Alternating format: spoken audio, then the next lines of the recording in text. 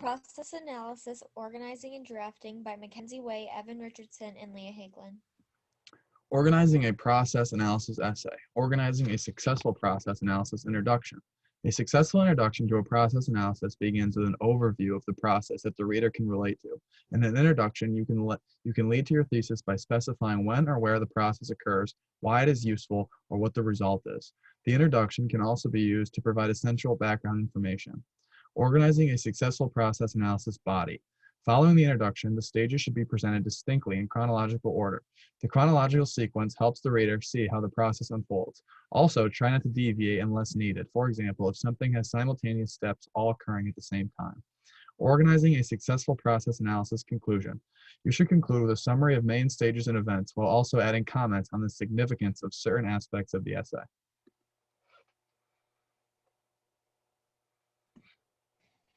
Drafting. What is necessary while drafting? When drafting, include many details, examples, steps, and relations toward your topic. Make sure you are rather to over-explain than under-explain what you are talking about. More is better than less. Start with a straightforward topic, then dress it up using your example steps and relations. Try to use non-confusing language, simple and plain sentences to not confuse the reader. In this sample essay about growing patio tomatoes, the structure of the paragraph is step-by-step in chronological order. It contains all the necessary steps and explains how each of the steps fit into the whole process. Notice how the sample essay's introduction is short and provides basic information about the process of growing tomatoes. However, the introduction could have been provided a little more detail, such as why people like to grow patio tomatoes, why more people should be growing them, or maybe the unique history behind growing them. The second sentence in this introduction states that this paper walks readers through the process of growing and maintaining tomatoes. Although that provides a strong basis on what the paper is about, stating that in the introduction can be seen as inappropriate to some readers and writers. The first body paragraph provides the first step in the success behind growing tomatoes. The paragraph expresses choosing the appropriate available location that receives the most sun will be most beneficial in the tomatoes' growth. This paragraph also included how many hours of direct sun every day the tomato plant needs to adequately grow. The second body paragraph provides necessary details about finding the right seedling. The second to last sentence states that the paragraph's last point is counterintuitive but extremely important. Doing this can weaken the point that the essay is trying to get across. Instead of just stating that getting the vegetable plant that has already started flowering in the nursery is counterintuitive, explain how and why it is counterintuitive to the paper's point. The third body paragraph includes where the best place is to plant them. This paragraph acknowledges that planting them outside can be an option. However, planting them in containers provides several advantages and is usually more manageable.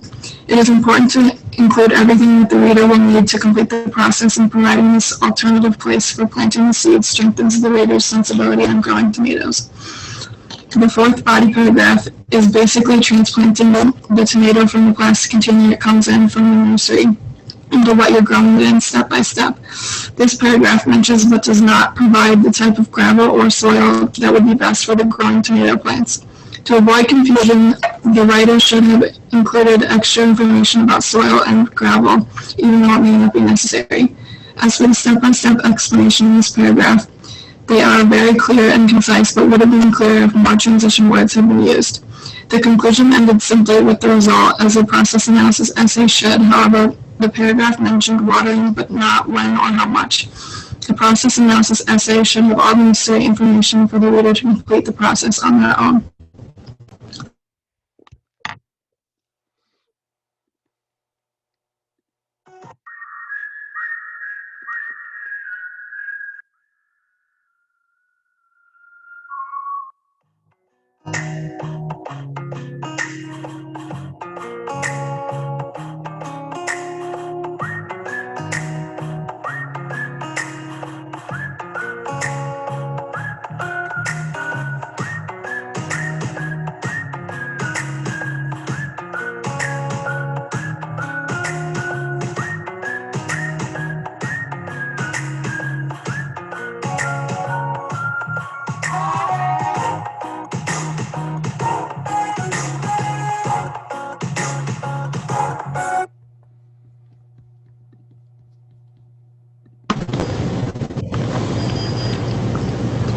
What steps are important when drafting? A, examples, B, details, C, minimal specification, or D, A and B? The answer is D, both A and B. Examples and details help in the long run when revising because you can always delete certain details that feel unnecessary or repetitive. It is better to over-explain something than it is to not explain something enough. You can read to the thesis by specifying A, when and where the process occurs, B, why it is useful, C, what the result is, or D, all of the above.